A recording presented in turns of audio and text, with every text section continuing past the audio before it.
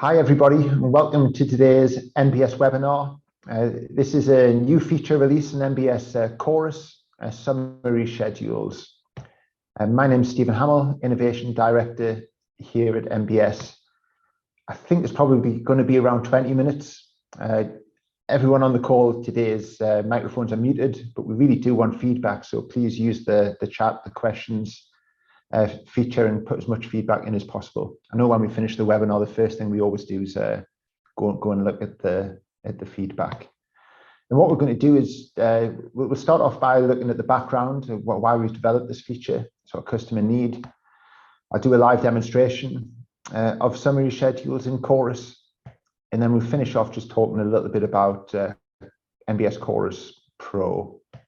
So in terms of background, the benefits of summary sheets, it's around developing your specification information through the project timeline and not wanting to have to develop everything, the full technical specification, before sort of sharing it with the wider project team. So whether that's to sort of summarize specification intentions, like back to the client, things like finishes and proposed things that they're interested in.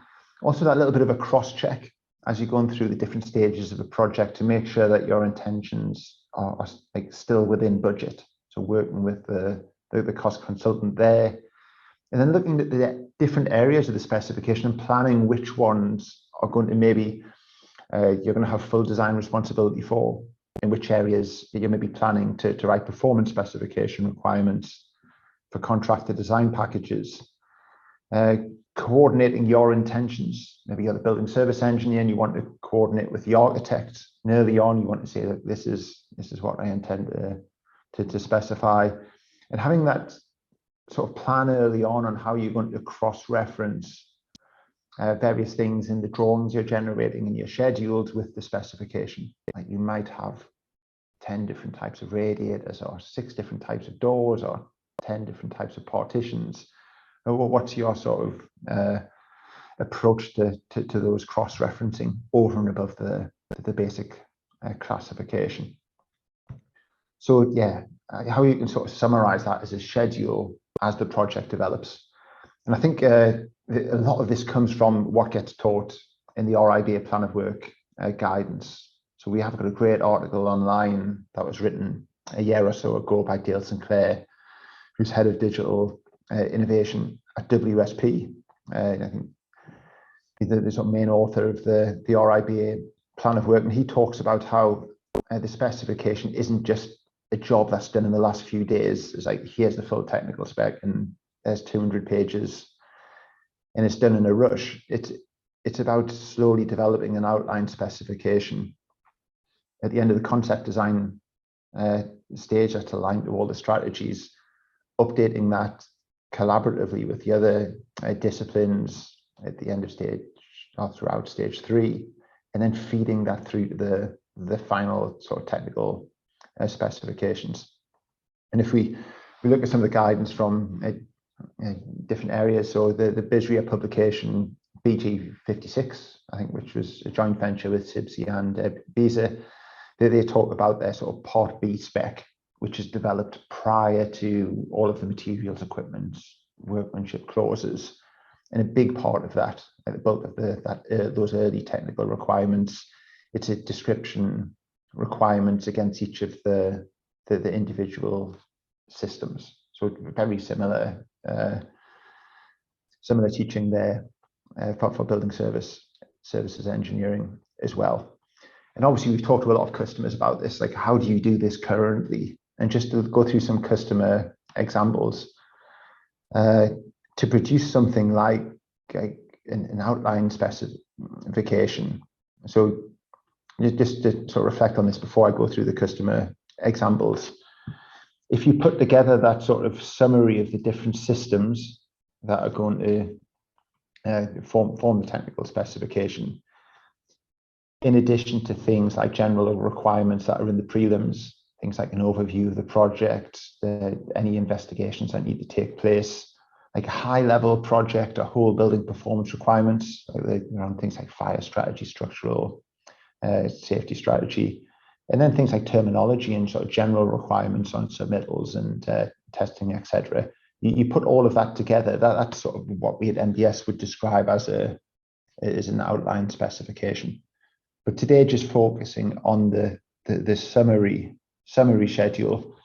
Like we have customer stories. If you go to nbs.com and look at our case studies, there's a nice one. I think this is a primary school in Scotland from BDP, and early on, before the technical specs getting written, it's using tools like Microsoft Excel here, determining what's going to be in this particular package, which is going to be full design, this particular package, which is going to be performance specs for sort of roof covering, the coding system for the drawings, the naming convention for the output PDFs, and then growing into notes against each one. There's a nice example presentation on our website from BDP. Smaller practice, David Miller Architect, that's doing something very similar. I know this is a very, very small screenshot, but if I just go through what's in some of the columns here, you've got the classification codes here on the left, whether they're included in the spec or not, whether it's a descriptive spec or prescriptive, so performance or sort of full spec, the different systems, the packages, like we can't read the words on the screen here, things like architectural metalwork, access panels, access and safety equipment, indicative manufacturers, that the designs may be based around descriptions that are specific to the project, moving to things like drawing references. This example, again, case study on our website, the nbs.com from AHMM, saying that at the end of stage 2, a combination of some of the general requirements and what a technical system sheet. And it's the same principles again and again from different practices in the industry here, but listing the systems, understanding what packages they're meant for, whether it was the contractor design portion, notes that are specific to the project, classification codes. And one last one I wanted to show here is part of the wider NBS group of companies. We in Australia, we have a spec consultancy that's part of NBS called SCL Schumann. And at the start of every project, when they're working with their clients, and maybe the architects they're working for, or a sort of developer, or what have you, at an early stage, they'll go through a checklist of all of the different items that will be on the project, their specification intentions, just to get clarity before they move into the full technical spec writing stage of the job. And whether it's in the UK, whether it's in Australia, the principles are the same. And what is the item? What's the classification code? What's the description? Is there an indicative manufacturer? And I think the thing in common of all of these examples is these are external to NBS. So it's using tools like Google Sheets, like Excel, and then you've got to rekey it all again. And what we've done with this feature is integrate it into Chorus. So you can start early and you can slowly build up that level of information through the project timeline. So that's the sort of background, that's the introduction. Let's have a little preview of the functionality now. So what we're seeing on the screen here is NBS Chorus on our sort of development server, but like in the next week or two, this will be on the live version of Chorus as well. And what I'm going to do is quickly just jump into a specification. And you see you've got the contents panel here and lots of different systems and products. The first part of this presentation will be Uniclass 2015, but I will also show common arrangement of work sections as well. But if I come into this sort of concrete frame spec, there's lots of details in there that maybe the client doesn't want to see, maybe building service engineer or cost consultant don't want to see, but you've got the description at the top and maybe some of the sort of coding as well. Now, the big difference is when I come into this little edit dialog, you see there's a tag here called summary schedule, and that's against every clause. So what you can do is just tick there, and that will highlight that clause in the summary schedule. So I'll tick that on, click save, and jump back to the sort of summary view here. You'll see there's a new tab, which has just been introduced with this feature called summary. And when I click here, this will show all of the clauses that you've decided you want in the summary schedule. So if I just do a little search for concrete there, there's my reinforced concrete frame system. But the only thing you see is the title, whatever you put, the prefix and the suffix, the description, and we'll come on to some of the other fields in a second. But if I click on this little pencil icon, it pops up and you can see the fields that you may want to sort of play with without going into the full complexity of the entire specification. So you can change the description here, maybe call that framing system 002, click save, and it updates it here without having to go into the full spec. So there, for example, I've got my different framing systems. I've used exactly the same code. So let's just come back and tweak that and make that number 1. You can click on the hyperlink and it'll jump straight to the actual item. Maybe demonstrate that, like here, for example, I've put SAN to have all of the different sort of finishes in the bathrooms. You might notice that in addition to the description and the suffix and the prefix, we have some images here as well and some icons on the right-hand side. So if we just sort of scan across here, this is an image of maybe the manufactured product that's been insisted on by the client, or an indicative one that you intend to use as part of the design. This little icon indicates how many NBS source manufactured products are associated against that clause. And then the final one is whether there's any project notes against that item. So you might maybe show this summary schedule to the client and make a set of notes where they have queries. If I jump into this panel cubicle system, the reason the image comes through for this is because this particular clause has been added from NBS source. So you're getting the image from the manufacturer. And the little summary there I've taken from the introduction from the manufacturer's product as well.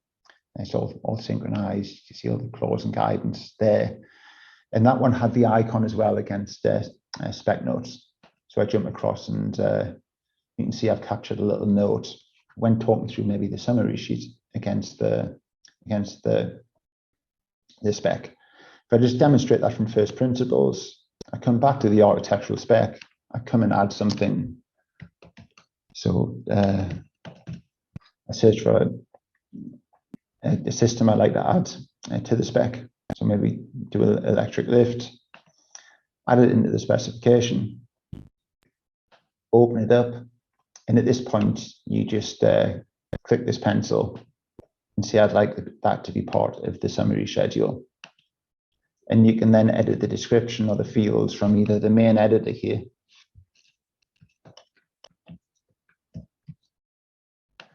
or jumping back, you can do that from the summary sheet here. So now if I come in here and search for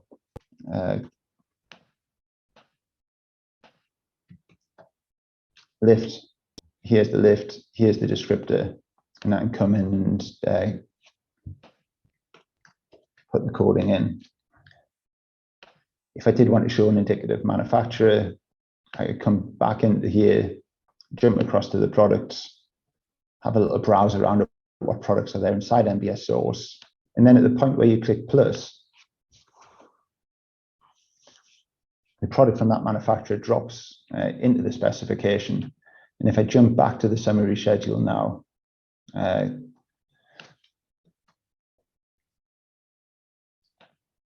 you can see that you get the image. You can click on the image and see it in the light box.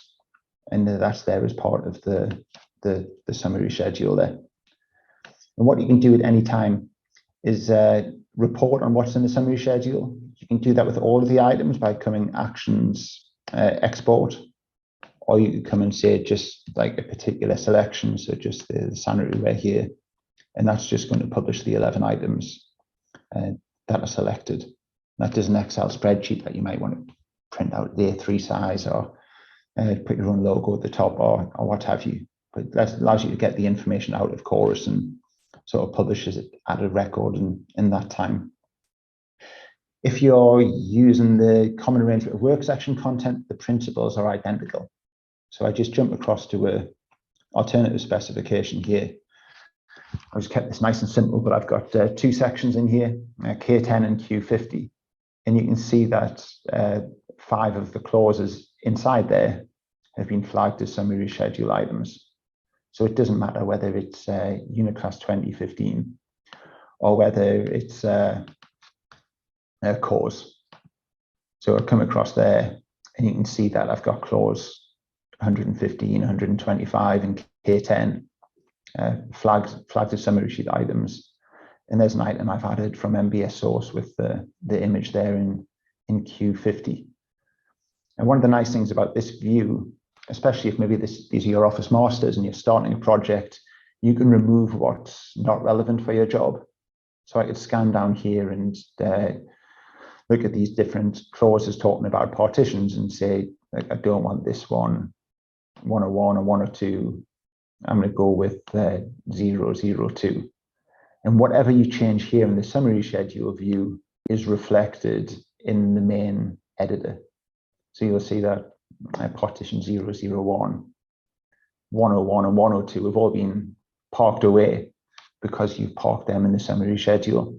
If I reintroduce 102, as I come back to the summary schedule now, you'll see that 102 has been reintroduced, whereas 101 is still crossed out, 001 is crossed out. Just again, from first principles demonstration here, if I jump into Q50, I can even add user clauses in here and just tag them as summary schedules. So I'm going to put a new clause in above the wood gate. And I'll give it a number, 105, custom artwork. As soon as I tag that as summary schedule, then that particular clause there will appear in the summary schedule, custom artwork. And you could have a few of them, and you could actually have this as your working area. So I just come in here and click that edit button, and I could put the codes in here.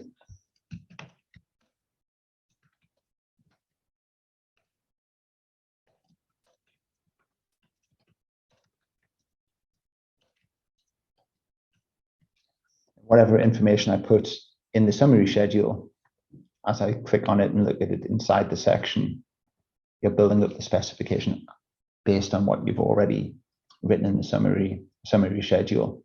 So what had previously been done in Excel and on whiteboards and Word documents is now part of that entire spec sort of development evolution through the project timeline. So that's a summary of the functionality. We hope that you really like it, and really looking forward to hearing your feedback as well. So this feature is part of NBS Chorus Pro. We just have a look at our website here to find out more about the difference between NBS Chorus and NBS Chorus Pro. You go to our plans and features page, and we have a sort of nice grid and checkbox, and it just sort of shows some of the more advanced functionality that you get with a Chorus Pro. So just to pick one or two things out, there's the master specification feature where you can develop office masters that you then reuse again on jobs, which goes together really nicely with the organization notes. So you can sort of capture the knowledge across your office or your offices and put that into Chorus, so when all of your colleagues start their new specs, they can do it using the sort of knowledge that you've built up from previous specifications. There's clearly the summary schedule feature that's live this month in March. And then some really nice things around publishing.